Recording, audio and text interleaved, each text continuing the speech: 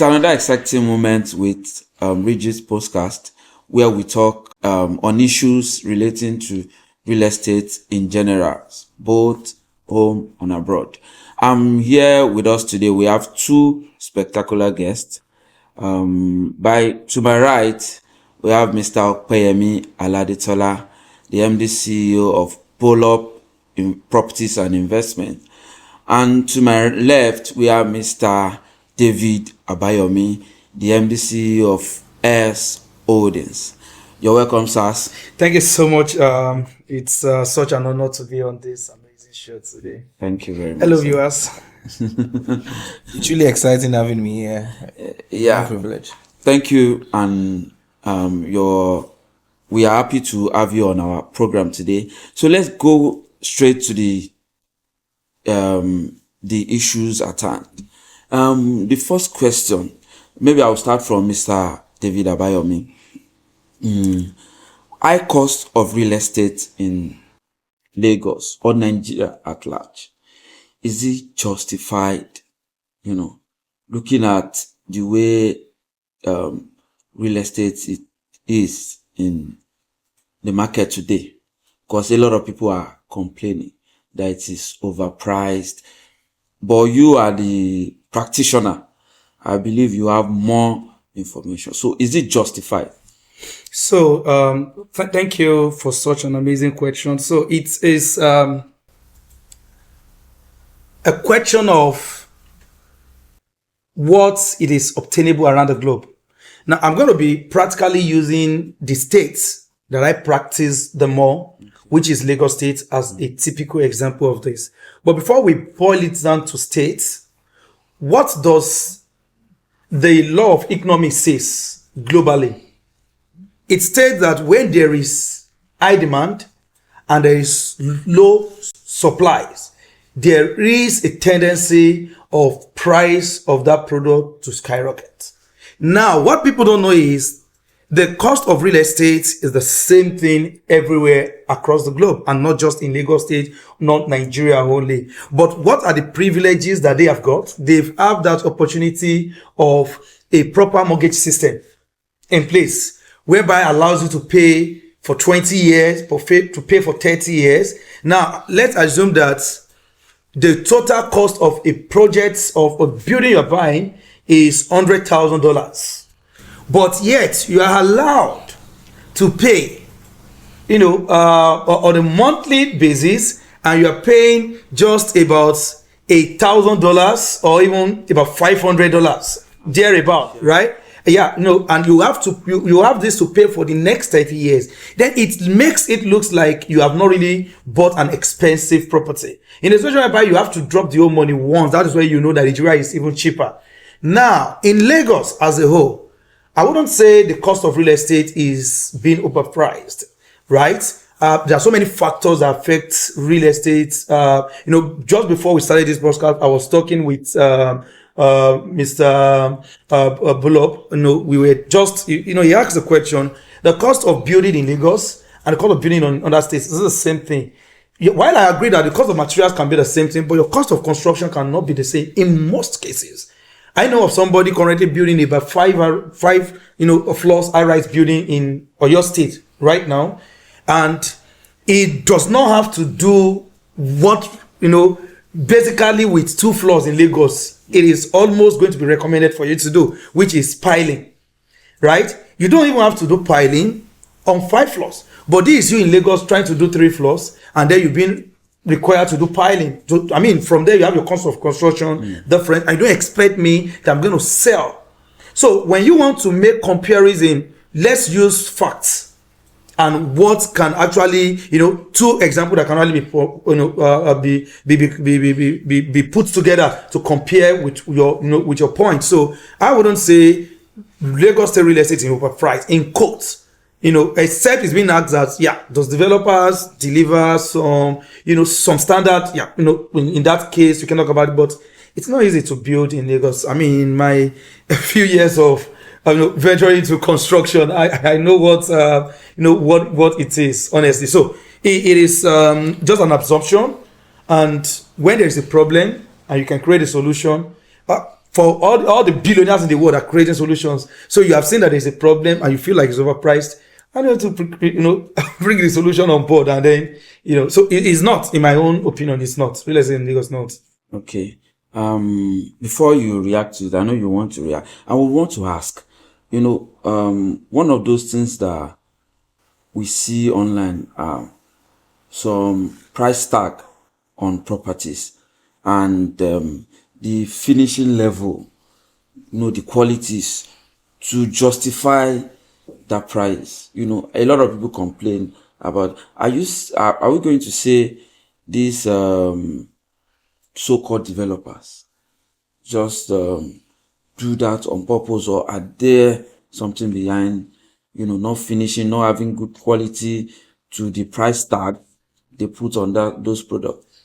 Okay, so in my years of experience, I've realized something about Nigerians.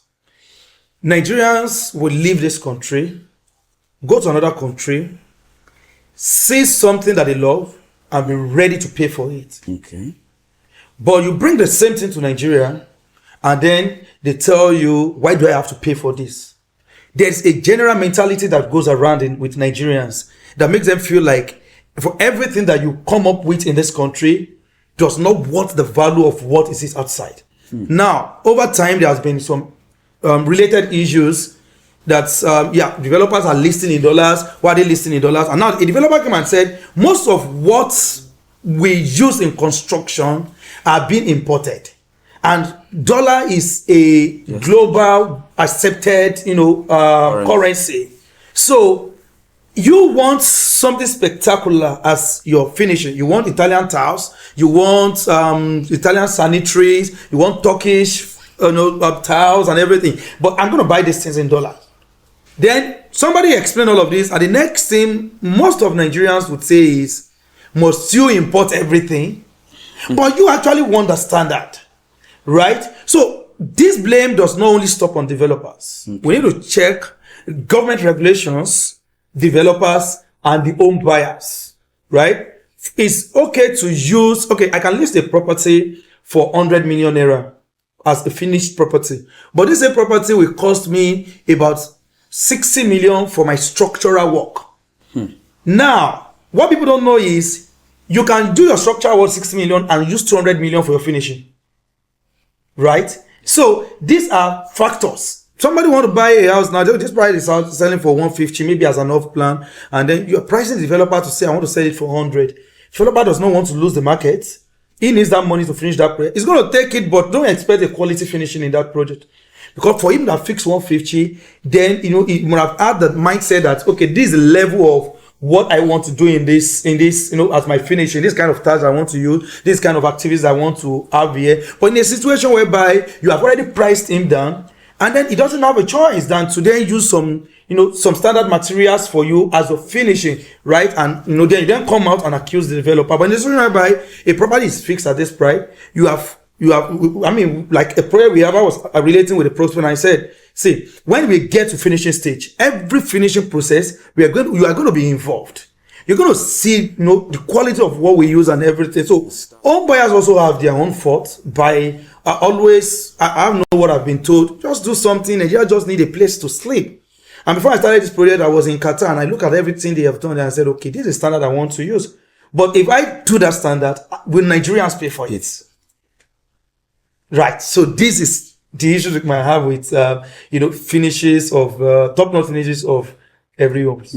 Thank you very much for that. Mr. Bullock, I don't know if you want to react to that. Is it more profitable to sell land? Or is it more... Developers are they're taking crazy loans. Yeah. Debt-breaking loans that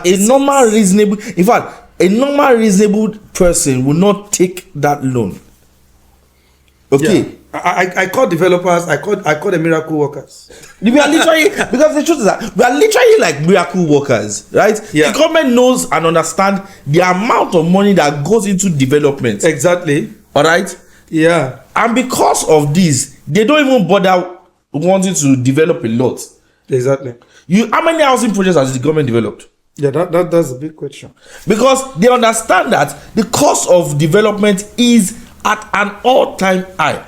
Now, when somebody begins to compare Lagos and New York. The question is, what is the interest rate on loans? You are getting single-digit loan in US. You are getting double-digit loan in Nigeria. Now, before you factor in the cost of the property, now this person has gotten interest rate at a mad rate, a short timeline. He is now going to now go and buy a property that is waterlogged, because Lagos is typically landlocked. All right. Now you are now he's going to sandfill that property. I was saying to my brother Simon Adozilion, saying that you are seeing somebody sandfilling the lagoon front. He's spending 5 million every day for the next 4 years. So tell me, imagine he's getting a loan at 36%. Please make it make sense that the property will not be expensive. That is one. Number two, government regulation. You see, in an ideal world, government ought to be patting the back of developers. In an ideal situation. In fact, we ought to be getting tax rebates. Because we are doing the job, we are providing housing that is supposed to be the core function of the government. Now, somebody will step into somewhere like Chevron. You sandfill, allow it to compact. You spend a lot of money in making sure that you put infrastructure. Then you now start development. And government, the cost of building approval is wonderful. Right? The other incidental charges are amazing. How then do you expect that the developer would sell at the truth is that there's nothing affordable about property acquisition in Lagos anymore. Yeah. And it starts from the point of the developer.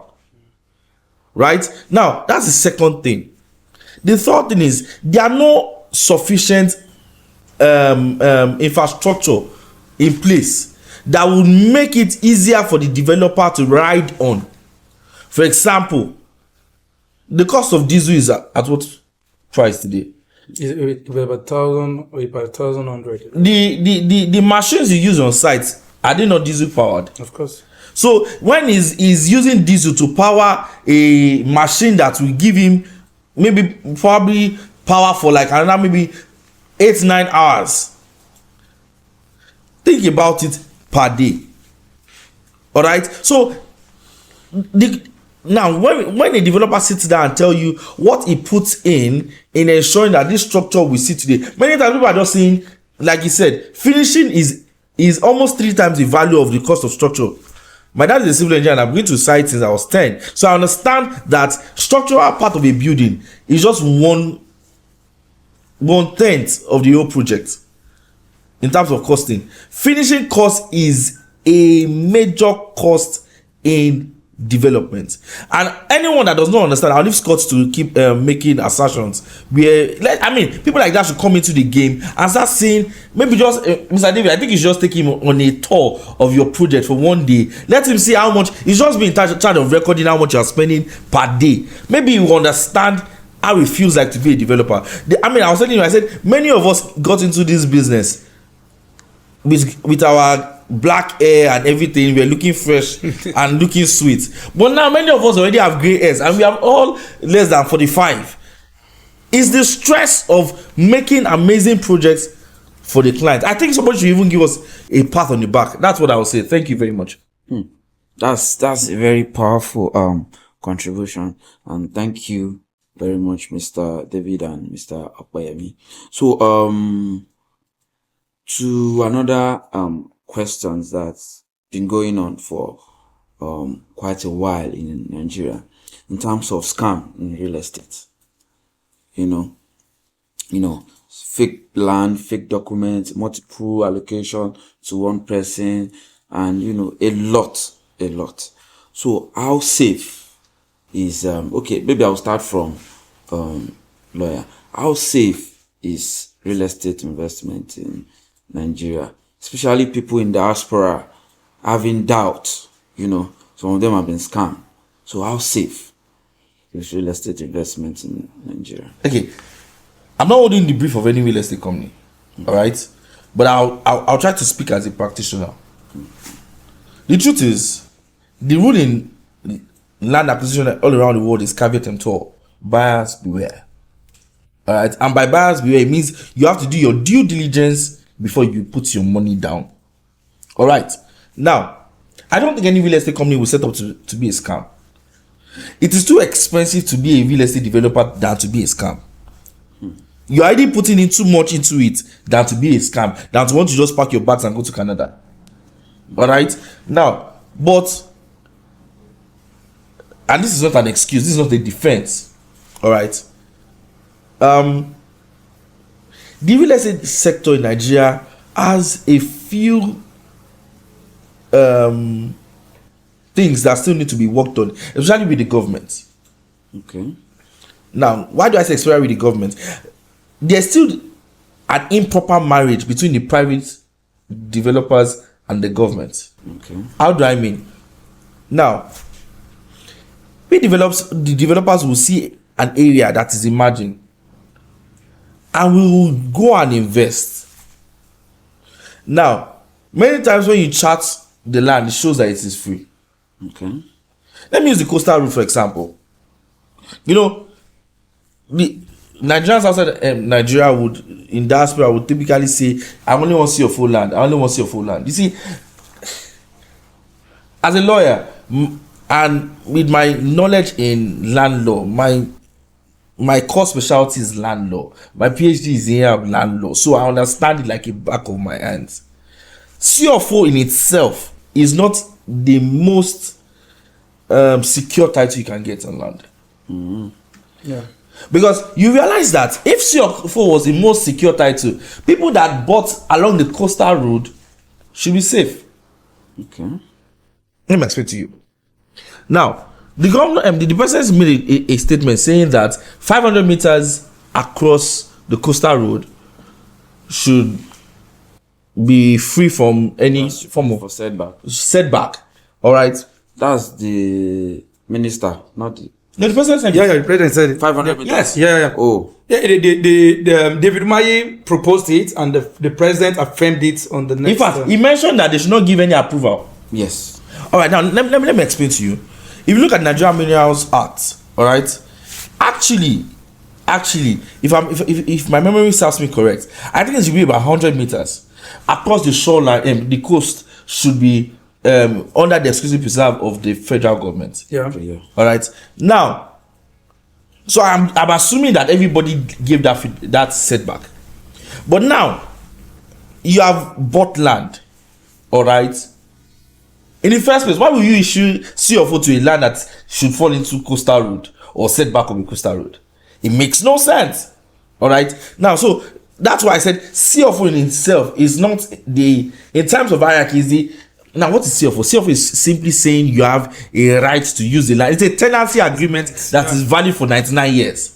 Let's stop deceiving ourselves that you have ownership rights. What the certificate of occupancy literally says is that you are a tenant for 99 years and nobody can interrupt that process. All right. Now, where I'm getting with it is no developer would plan to scam a client. So, for example, a developer that has bought a land that has CFO around the coastal area, and then you are now telling me later on that you are not going to give him building approval for a land that has CFO. So, what should he do with the land? That's one. Two, before the realignment of the coastal road, there was a master plan. Yeah.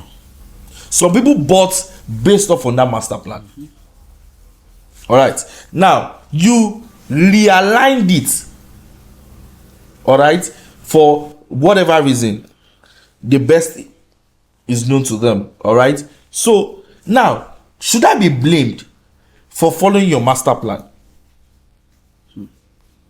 I don't know if that makes sense. Now, the developer bought because he has seen the master plan and said, okay, let me work in line with the master plan so that, well,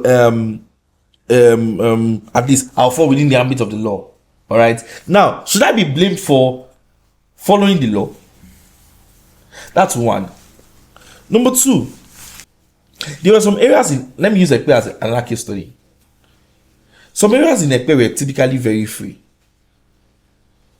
When I mean free, it was free from government acquisition. There's not like freehold anymore. We are just it was free from government acquisition.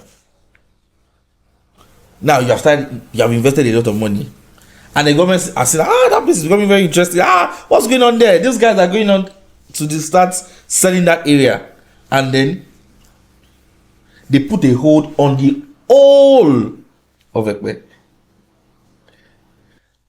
Do you know how many developers sold their personal houses to buy lands in Ekpe that they want to sell?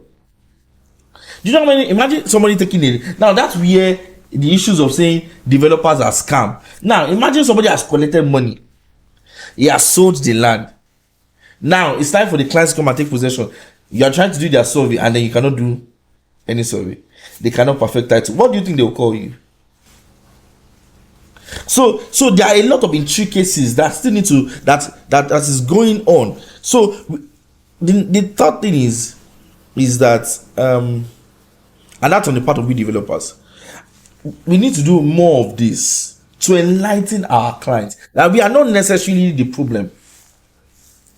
All right, because a lot of the aspersion has been cast against us as the problem, that we want to scam people.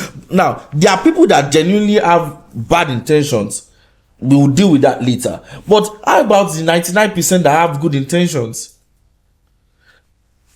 I will speak about the 1% that have bad intentions. Many of them started right. They just got caught in a mix of what I mentioned earlier, a bad government regulation that affected them. Let me not say bad, a regulation that affected them, or for some reason, a transaction gone bad. A transaction, and I'm sure Mr. David can speak to it. You have probably had a situation whereby you bought the land from one family and then you end up buying that same land, like, over and above the amount you bought it initially. But you have to protect the interest of the client. So you probably bought the land for like 50 million. And then another set of people come and say, no, you bought from the wrong family. I'm not going to allow you to use the land. Oh yeah, what do you want? Because of the so those are the many sacrifices developers make.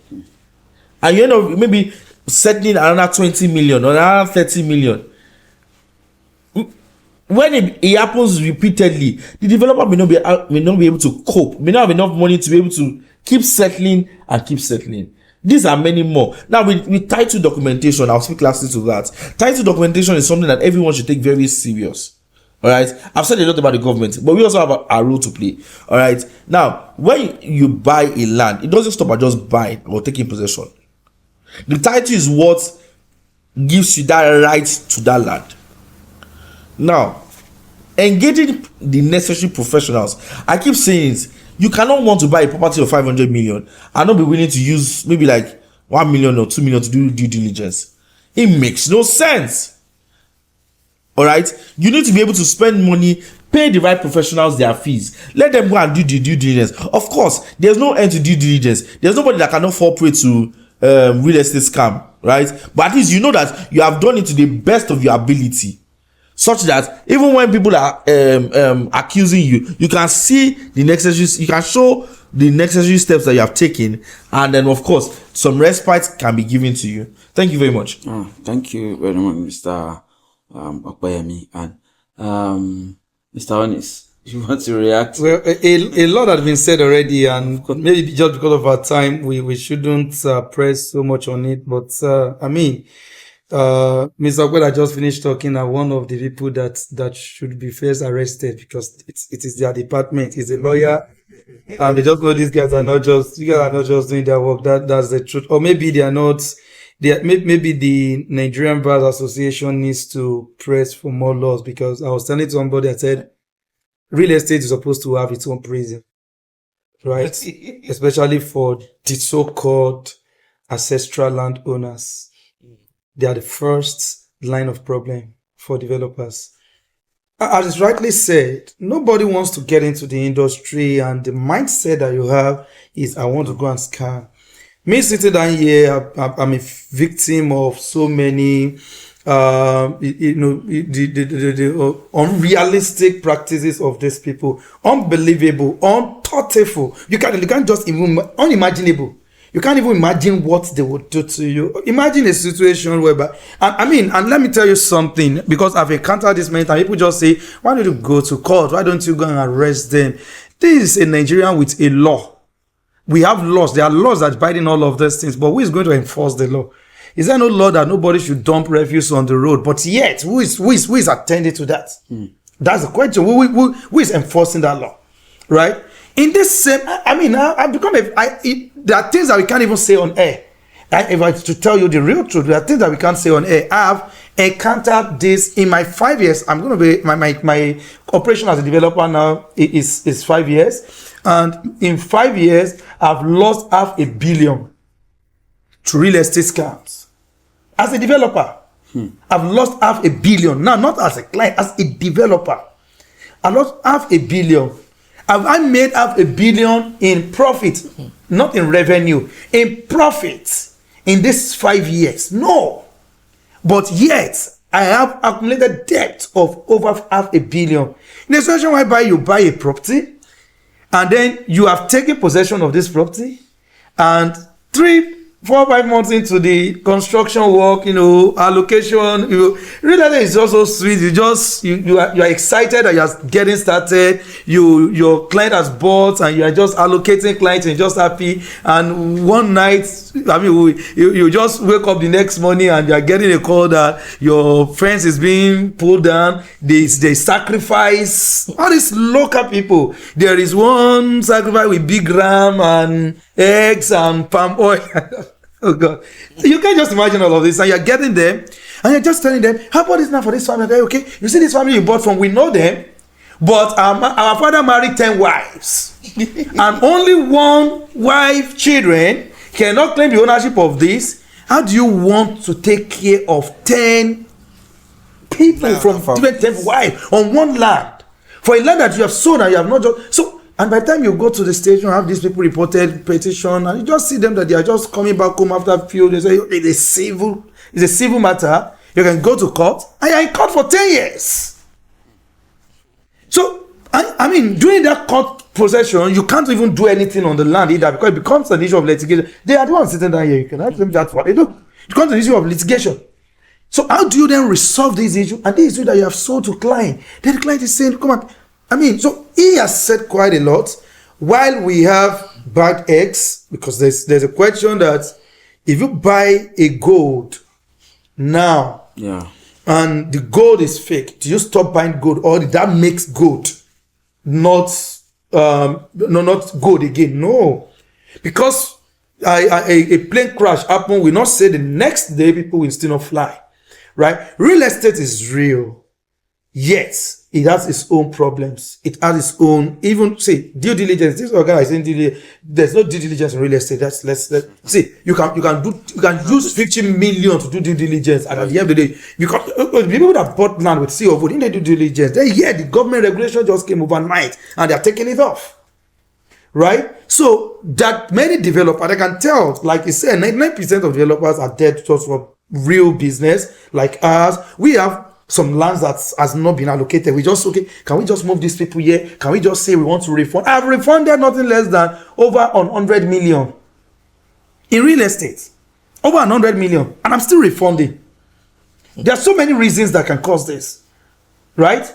And you see, I wish we're going to have a time. See, this topic is a whole section. It's a whole episode on its own. But because of our time, of course, we'll treat it later. We'll still talk more on this, as we move on, maybe in other episodes. So, but I want to ask you, lawyer, we are talking about even having title on a property.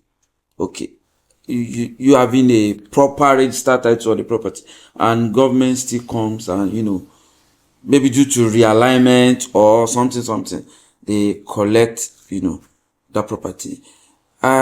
Is there any sort of compensation or something? Or the government are just, somebody with Government of their own. experience, that it has happened to, I think I can say one or two. To what I know, there is a land law act of 1978 that says that all land in the state belongs to the governor of the state, right? As the custodian of the, then you can allocate for so many reasons. Now, what that means to what I have seen, experience of recent is, what government compensates you for is not the land, because you are never the owner of the land. Mm-hmm. What they compensate for is the structure on the land. Mm-hmm. So that's why you see that a lot of what is going on now, people with land of sea of, I know a friend, I've been saying this, I know a friend of mine that invested over 450 million naira in a land around the Bejuleke, confirmed title, good title, released, free. And they put in Caterpillar, broke it down and said, this place, we're going to have the coastal road passing through here. Was it compensated? No. Not a naira. Let me tell you what these people do. And I think it's free to say this. It is not an allegation, it's the fact. Right? This is your land. You have everything in your name. But there's no structure on it to compensate. Now, they go ahead and take that land from you.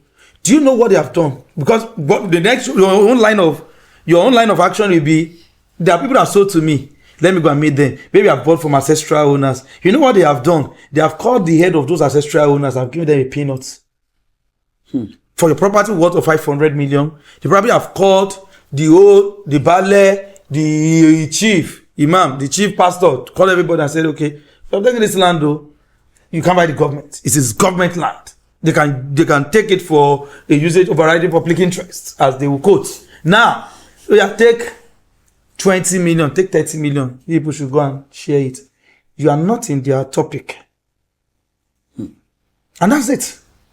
Even the people, yesterday I was watching a video of a woman that was lying in Okwaja, and they brought out a whole building. And this man said, yeah, they got compensated for the building, not for the land. But yet, what they got compensated for, what they gave them as the compensation, is even struggling to build a bungalow. This is a building that was a duplex, 4-bedroom duplex. You see, so it's maybe they amend the law, because as today now, it's me and this man here. As regard this, that land law needs to be reviewed. All right, let me just add something to it. If you look at the provision of the Land Use Act, it stipulates that your compensation is not market value. That's the first thing you need to understand. So when the government is compensating you, they are not compensating you. That's if I thought they are going to compensate you for the land. They are not compensating you as at market value. What are they compensating? Now, number two, they are compensating you for, according to what, now the Land Use Act came in because government needed to have access to land. Right? So when they were making those, the committee that sat on the drafting of the Land Use Act saw that people had cocoa farms on their land, they had some palm trees, they had cash crop. Yeah. So they said, well, okay, so that they don't lose out completely, they'll pay them for those cash crops. So it was now imputed into the Land Use Act that you are going to be paid for only for improvements made on the land. Such that because the land in itself is believed to be in the custody of the governor, head or tail, it is already being used for overriding public interest. So the only thing they can pay you for, because you have title to use the land, and they are interrupting that usage of that land, they will give you monies for the structure you have put on the land. Yeah. Now, whether that is fair or not is another compensation thing we should work on. All right. The next thing I want us to draw lessons from is the Magodo case. Yeah. You realize that with the Magodo case, the judgment is simple: restore the family back to their land. Give them 630 or 645 plots. Where do you want to find 645 plots in Magodo? Is 1,000,001 times impossible. Yeah. They tried to relocate them to Badagry. Those guys said they don't want. That's where their ancestral land is. All right. So I'm sure we'll have another session where we can talk about things like government allocation. Now, on that day, we're talking about now. Personally, I believe government allocation is a scam. It is. All right. It is. Yeah. I will give you reasons according to the constitution, according to the land use act, why it is scam. But maybe at a later date, would have a. That is what I even wanted to ask after. It's an elaborate. Yeah. It's going to be an elaborate one. It's something that we need to spend time in expatiating on. All right. Now, the best person has tried to do something about it that will still be valid was Fashola. Yeah, you did that. Yeah. Fashola is the only one that has that. If you anywhere you take it to, it will still be legally binding with the extension program. Is Fashola, and that's because there are dynamics that I would need to go on and about with. I mean, that's what, like I mentioned, that's my area of strength. I can analyze why it's valid. I can expatiate on why they need to probably follow that line and maybe remodel it and all of those things. That should be a conversation for another day. Okay, I think that's a major area where we need to look at, and God's willing, the next episode would really, because it's not what we can just briefly discuss, of course, and let it, so we need to really talk more on it. So on the next episode, we'll look at government, allocation, because there's a lot you need to talk about there. You collect land from people for, government will take ancestral land for overriding public interest, and on the long run sell to private. Now people will not be riding on it. You understand? It's not overriding public interest. Because the public interest that I know are schools, markets, roads, and those are stuff not like happening. Yeah. And those are the sole purpose of. Yeah. So I think our next episode will discuss extensively on it. So I would like to thank you for coming. Thank you so much. It's really It's an honor to be here, and maybe behind the camera, my lawyer will continue.